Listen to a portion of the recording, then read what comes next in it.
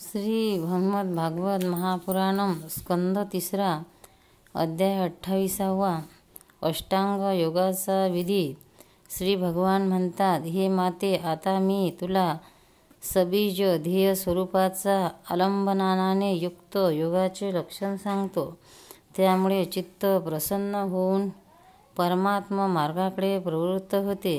शास्त्राने सांगितलेल्या स्वधर्माचे यथाशक्ती पालन करणे, शास्त्राविरुद्ध आचरणाचा त्याग करणे, प्रारब्धानुसार जे काही मिळेल त्यात संतुष्ट राहणे, आत्मज्ञानी लोकांच्या सानिध्यात राहणे, विषय वासना वाढवणाऱ्या कर्मापासून दूर राहणे, संसारातून मुक्त करणाऱ्या धर्मावर प्रेम करणे, पवित्र आणि परिमित आहार घेणे, नेहमी एकांत आणि निर्भय अशा स्थानी राहणे, मन, वाणी आणि शरीराने कोणत्याही जीवाला त्रास न देणे, सत्य बोलणे, चोरी न करणे, आवश्यकतेपेक्षा अधिक वस्तूचा संग्रह न करणे, ब्रह्मचर्याचे पालन करणे, तपश्चर्या करणे, अंतर्बाह्य पवित्र राहणे, शास्त्राचे अध्ययन करणे, भगवंताची पूजा करणे, मौन पाळणे, उत्तम आसनाचा अभ्यास करून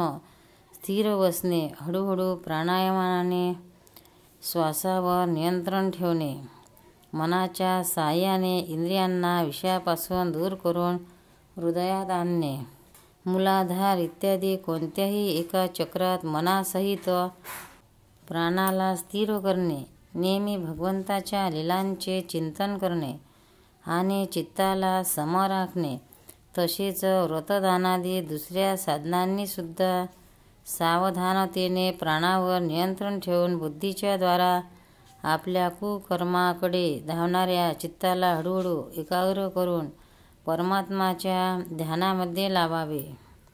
प्रथम आसनजय साधावा, नंतर प्राणायामाच्या अभ्यासासाठी पवित्र ठिकाणी आसन तयार करावे।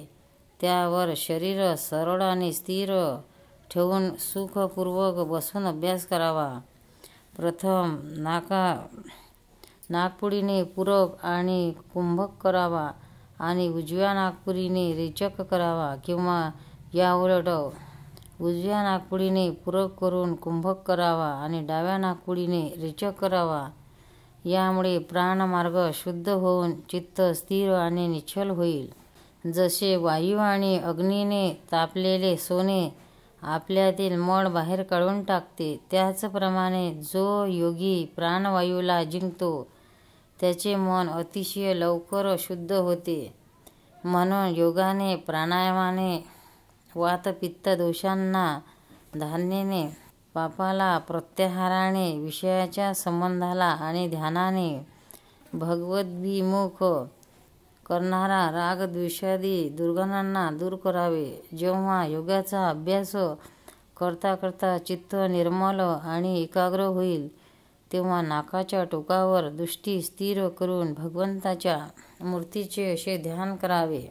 भगवंताचे मुखकमल आनंदाने स्फुलिंगित आहे, नेत्र कमलकोशाप्रमाणे लालसर आहेत, शरीर नील कमलदलाप्रमाणे श्यामवर्णाचे आहे, त्यांनी हातामध्ये शंख, चक्र आणि गदा धारण केली आहे, कमलातील केशराप्रमाणे त्यांचे पिवळे रेशमी वस्त्र शोभत आहे, वक्षस्थळावर श्रीवत्स चिन्ह आहे आणि गळ्यामध्ये कस्तुभमणी झगमगत आहे, वनमाला पायापर्यंत रुळत आहे, तिच्या चारी बाजूंनी भ्रमर सुगंधाने मोहित होऊन मधुर गुंजारव करीत आहेत, अंग प्रत्यंगावर मौल्यवान हार, कंकणे, किरीट, बाजूबंद इत्यादी नुपुरे इत्यादी अलंकार विराजमान आहेत, कमरेला कंबरपट्ट्याच्या लडी त्यांची शोभा वाढवित आहेत, भक्तांचे हृदयकमल हेच त्यांचे आसन आहे, त्यांचे अतिशय दर्शनीय श्याम सुंदर शांत स्वरूप व नेत्रांना आनंदित करणारे आहे, त्यांची अत्यंत सुंदर अशी किशोर अवस्था आहे, ते भक्तजनांवर कृपा करण्यासाठी आतुर झालेले आहेत, मोठी मनोहर मूर्ती आहे. नेहमी सर्व लोकांनी त्यांना वंदन केले आहे. त्यांचे पवित्र यश परमकीर्तनीय आहे आणि ते पुण्य श्लोक भक्ताचेही यश वाढवणारे आहेत. अशा प्रकारे श्री नारायण देवाचे संपूर्ण अंगासहित जोपर्यंत मन चित्त तिथून हटत नाही तोपर्यंत ध्यान करावे. भगवंताच्या सर्व लीला अतिशय दर्शनीय आहेत. म्हणून आपल्या आवडीनुसार उभे असलेले, चालत असलेले, बसलेले, पोहडलेले किंवा अंतःकरणात स्थिर असलेले अशा त्यांच्या स्वरूपाचे विशुद्ध भावयुक्त चिंताने चिंतन करावे. अशा प्रकारे योगाची जेव्हा खात्री होईल की भगवत स्वरूपात चित्त स्थिर झाले आहे, तेव्हा त्याच्या सर्व अवयवामध्ये लागलेल्या चित्ताला विशेष रूपाने एकेका अवयवामध्ये लावावे. प्रथम भगवंताच्या चरणकमलाचे ध्यान करावे. ती वज्र, अंकुश, ध्वज आणि कमल या मंगल चिन्हाने युक्त आहे. तसेच ती आपल्या उंच व लाल लाल शोभायमान नखचंद्रमंडलाच्या चंद्रिकेने भक्तांच्या हृदयातील अज्ञानरूप घोर अंधकार दूर करतात. ही चरणकमले धुतलेल्या पाण्यापासूनच जी नद्यांमधील श्रेष्ठ गंगा नदी प्रगट झाली होती, तिचे पवित्र जल मस्तकावर धारण केल्यामुळे श्री महादेव अधिक मंगलमय झाले. ती ध्यान करण्यासाठीच पापरूप पर्वतावर सोडलेल्या इंद्राच्या वज्राप्रमाणे आहेत. भगवंताच्या अशा चरणकमलांचे चिरंकालपर्यंत चिंतन करावे. नंतर भवभयहारी अजन्मा श्रीहरीच्या दोन्ही पिढ्या तसेच गुढ्यांचे ध्यान करावे, ज्यांना विश्वविधाता ब्रह्मदेवाची माता सुरांनी वंदलेले कमललोचना लक्ष्मी आपल्या मांड्यांवर ठेवून आपल्या कीर्तिमान हातरूप पल्लवांनी कुरवाडपणे तुरत असते. अळशीच्या फुलाप्रमाणे नीलवर्ण आणि बलवान अशा गरुडाच्या खांद्यावर शोभणाऱ्या भक्ताच्या ध्यान करावे. त्यानंतर ज्यावर सोन्याचा कमरपट्टा शोभत आहे असे टाचपर्यंत नेसलेल्या पितांबराने आच्छादित नितंबनाचे ध्यान करावे. नंतर जेथून ब्रह्मदेवाला आधारभूत सर्व लोकमय कमळ प्रगट झाले आहे, संपूर्ण लोकाचे आश्रयस्थान असलेल्या भगवंताच्या पोटावर असणाऱ्या नाभिकमलावरचे ध्यान करावे. नंतर प्रभूच्या श्रेष्ठ अशा पाचूच्या मण्याप्रमाणे असणाऱ्या दोन्हीचे चिंतन करावे, जे वक्षस्थळावर पडलेल्या शुभ्र मोत्यांच्या हाराच्या किरणांमुळे गौरवर्णाचे दिसतात. यानंतर महालक्ष्मीचे निवासस्थान आणि लोकांचे मन व नेत्रांना आनंद देणाऱ्या पुरुषोत्तम भगवंताच्या वक्षस्थळाचे ध्यान करावे. मग सर्व लोकांना वंदनीय भगवंताच्या कस्तूभ मण्याला सुशोभित करणाऱ्या गळ्याचे चिंतन करावे. समस्त लोकपालांना आश्रयभूत अशा भगवंताच्या चारी भुजांचे ध्यान करावे, ज्यामध्ये धारण केलेले कंकण इत्यादी अलंकार समुद्रमंथनाच्या वेळी मंदर पर्वतात घुसावल्याने अधिक तेजस्वी झाले आहेत. तसेच ज्यांचे तेज असाह्य आहे, त्या सहस्र आऱ्यांच्या सुदर्शन चक्राचे आणि त्यांच्या करकमळात राजहंसाप्रमाणे विराजमान असणाऱ्या शंखाचे चिंतन करावे. मग प्रभूच्या शत्रूच्या रक्ताने माखलेल्या प्रभूच्या आवडत्या कौमोदकी गधेचे, भ्रमराच्या गुंजारवाने निनादित वनमालांचे आणि त्यांच्या कंठातील सुशोभित अशा सर्व जीवांच्या निर्मल तत्वरूप कस्तूभ मण्याचे ध्यान करावे. त्यानंतर भक्तावर कृपा करण्यासाठीच येथे साकार रूप धारण करणाऱ्या श्रीहरीच्या सुडोल नासिकेने शोभणाऱ्या आणि झगमगणाऱ्या मकरकुंडलांच्या हलक्याने अतिशय चमकणारे निर्मळ गाल असणाऱ्या मुखकमलाचे ध्यान करावे. काळ्याभोर कोरड्या केसांनी मंडित असे मुखकमल, आपल्या सौंदर्याने भ्रमरांनी सेवन केलेल्या व माशांच्या जोडीने युक्त अशा पुष्प कमलाला फिके करीत आहे. अशा उन्नत भुवयांनी सुशोभित असणाऱ्या भगवंताच्या मनोहर मुखारविंदाचे मनाप्रमाणे धारण करून उत्साहाने त्यांचे ध्यान करावे.